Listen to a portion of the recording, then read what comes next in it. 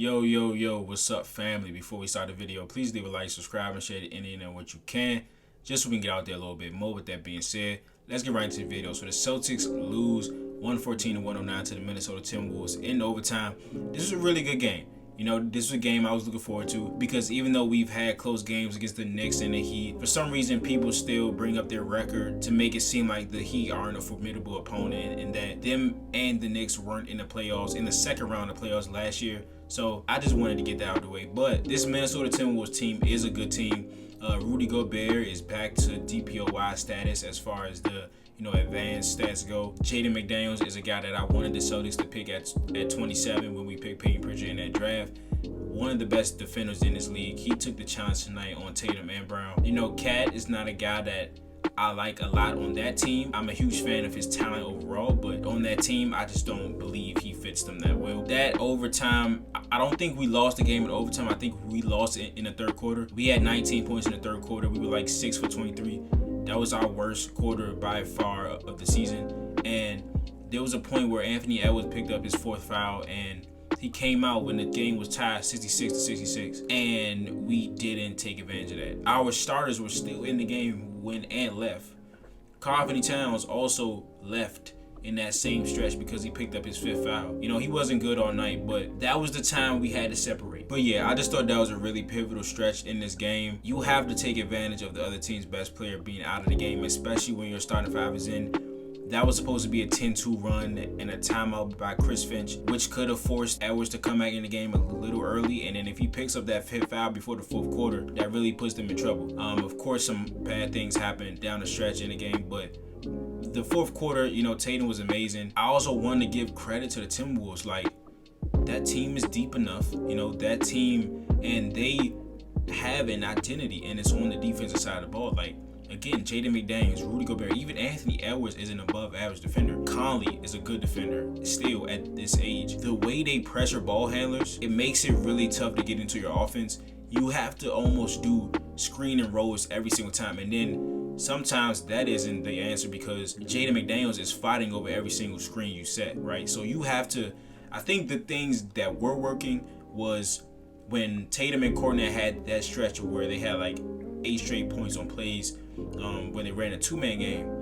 Kornet set the screen closer to half court so Tatum can come off and have a full head of steam. But those really close screen and rolls at like the three-point line, the Timberwolves were sitting on that shit. Like, it didn't go anywhere. And we had to rely on Tatum and Brown and Drew to try to make something happen when, we have to use these pieces a little bit more efficiently. Tatum is an MVP candidate. I don't really mind him trying to score, but again, Jaden McDaniels is one of the best defenders in the league. Like, of course, Tatum, again, he scored 32 points tonight. Like, McDaniels didn't lock him up, but he made things really tough, especially when Tatum was handling the ball a lot towards the three-point line and shit like that. So, ideally, I would rather just Drew have the ball and Tatum and Brown coming off and catching the ball closer to the basket and in positions where they don't have to dribble a lot, right? And I actually saw some people on Twitter upset about the Jaylen Brown shot.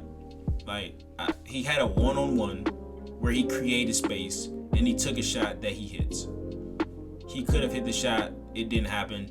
Yes, I would rather Tatum take it, but again, Jaylen is another 25 point per game scorer who was actually hot in this game. So overtime, I had a real problem with the offense. You have to combat the ball pressure the T-Wolves were putting on us with movement and passing. Like, again, I'm going to keep saying this. Jaylen and Jason can score on those guys one-on-one, but they're also great defenders. So they're going to get their stops too. And it's going to take a lot of dribbles, it's going to take a lot of moves. It's going to be way harder to score on them 1v1 at the top of the key or at the three-point line. And you have to do all this other shit to get past them. It's just hard to score that way. And they are tough shot makers, so they can do that. I would just rather it be easy for them. And we didn't use Kristaps at all. Kristaps was sitting in the corner the entire overtime until we were down 7, and they finally got him into action. And as soon as they gave him the ball, he got to the free throw line. He was getting to the free throw line all night, and they were fouling him because when the Celtics put him into action, it creates a lot of diversion for the defense. They're like, okay, I don't really want to switch because the only person that can challenge him is Rudy, but If I don't switch, then Tatum has an open three, and it just causes so much confusion. And once he catches the ball on a switch in the paint, you're either fouling him or he's making the shot. It's that simple. So the only real gripe I have is that, Tatum didn't really do anything in overtime. We have to do a better job of using the people that we acquired. Now, Holiday, yeah, he shot bad. I wasn't expecting Holiday to shoot good all 82 games. I don't know why other people are, but he has to be better scoring the ball. And I think him not shooting well is magnified because, again, you don't have Derek White. I also just want to say that if Derek White plays this game, the entire complexion of it is different, right? I just hope everybody knows that, and that what you just seen tonight is not a full description of the Celtics team. But again, the best way to combat Rudy Gobert's greatest skill, which is protecting the paint, is to put him in positions where he can't protect the paint. And again, the Celtics reverted to not moving the ball, no player movement, just isoing, when in the past couple of games against the Heat and the Knicks, the late game offense was pretty good. And shit, if you're going to let Tatum and Brown go 1v1, let's put him in better position to do so, right? Let's not have Tatum bring the ball all the way up the court with Jaden pressuring him 94 feet to get a 1v1 and he's just dribbling around. No, give Drew the ball, let Drew dribble down, Tatum come off a screen close to the block, and he get the ball there. Then he goes, right? I just want to make the game easier for our stars. They can score hard buckets, tough buckets. I just want the shit to be easy. And as for your bench, dog, like, Pritchard's best skill is rebounding as of right now, and that's not what we need. Like, I totally appreciate the energy he brings, because we all know, like, no matter what he's doing, he's gonna play his heart out. But I for real don't remember the last time he made a jump shot. I don't expect this to stay this way. I don't think this is who Peyton Pritchard is. But the bench had 11 points, and all of it was Sam Hauser, who gave us great minutes tonight. He's a guy that you're gonna have to live with at the defensive side of the ball, because even though he slides his feet better than most people think, his defensive positioning is actually really good. He's just not strong or athletic enough to deter guys like Anthony Edwards or those guys who have the skill and the athleticism to score the ball. He's not going to physically deter them from scoring the ball, even though he's going to be right there in great position. So he played a great game. Lamar Stevens also got his first taste of real regular season basketball with the Celtics, I think in the first half. I thought he played well. He got some rebounds. He played strong, and then we just didn't see him after that. I don't know why he's not playing, but I do believe we needed, scoring in this game. I liked how he got his feet in. I think that was the second quarter, but he didn't shoot the ball. And that's what he's in there to do, is to shoot/score. And when you don't give him opportunities, what is he out there for? Not to defend. So, and I thought Cornette was fine. I mean, he wasn't special. He wasn't as good as he was last game, of course, but I thought Cornette was fine in his minutes. The TWolves are just a tough team. Again, they're the top-rated defensive team in the league right now. They have a star/superstar in Anthony Edwards, who had 39 points. Even though he had a great game, you did see something that Joe Mazzulla started to do that Anthony Edwards has to grow on, and it's making plays out of that double team. Every time we double team Anthony Edwards, something good happened for the Celtics. And whether that's him being slow to make a decision, or whether that's forcing someone else to shoot the ball. And on some possessions after the T-Wolves had a bad possession, because we double team, and he was looking for the double team sometimes, and it lowers his aggression, and he starts to think too much, because he's like, okay, is it coming, and then now their offense is screwed. And in overtime, I thought we had a real chance to come back and tie the game. It was 112 to 109.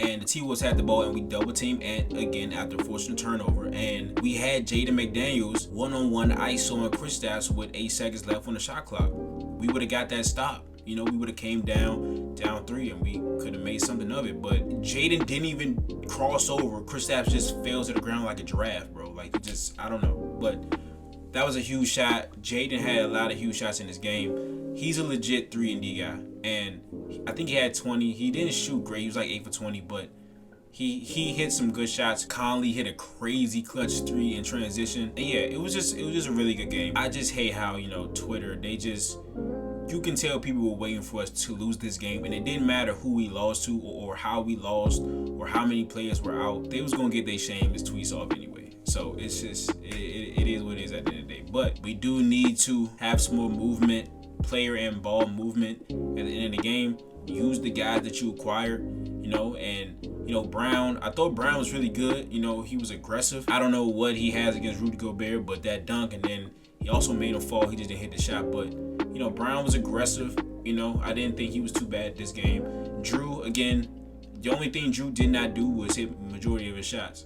Everything else, he was cool. Actually, I think playmaking could have been better. He was a little wild. We could have got Drew a lot more post-ups on Conley. And then especially when they put in Jordan McLaughlin, who I actually like, but he's just too small to guard Drew. Like, I don't think he can guard him in the post. So when you have favorable matchups against guys who are scrappy defenders, but they're smaller than you, minimize the dribbling. Like, don't give them the opportunity to slide their feet and disrupt you with their quick hands.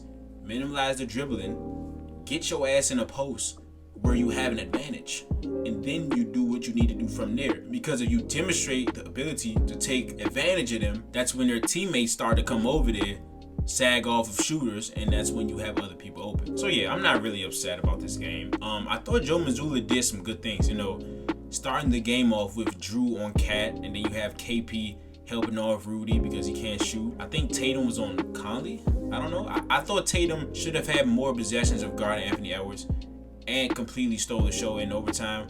Not a lot of those were on Tatum. And I think Tatum has to, say to everybody, when Ant's cooking, hey, nah, I'm checking him, right? I'm checking him. And I think Drew should have done that. I don't know. They got a lot of switches on Al. I thought Al did cool for the majority of the game until overtime. I have to watch the game again to really see what things were happening. You never get the whole scope of a game from the first watch, so I'll be watching the second half too. But Joe Mazzulla elected not to call the timeout on the final shot of regulation. It's not a results thing. I'm not saying it just because Jalen got an open look, because in transition, cross matches can happen. Now that didn't happen in that one, but going can create confusion from the defense because they're trying to match up in transition. And one little mishap with a guy like Jaylen Brown or Tatum, that can lead to a bucket. So I'm cool with that. He went deep into his benches game, which we've been asking him to do. Like, we need to start getting the confidence of these guys up now, so you're not just throwing them into the fire in the ECF. You know what I'm saying? And then everybody's surprised when they don't perform, but they never got real time in the regular season, so they don't know what the shit is like. You know what I'm saying? So I thought Mazzulla did okay. He could have stressed sets more on offense. He could have stressed like, hey, KP, I want you to go set a screen, but that's also on the players. Like, the players have to know to use him. But that is the video. If you enjoyed it, please leave a like, subscribe, check in once you can, just so we can get out there a little bit more. And I will be back with our next post game again against the 76ers. But this is Nick. Peace.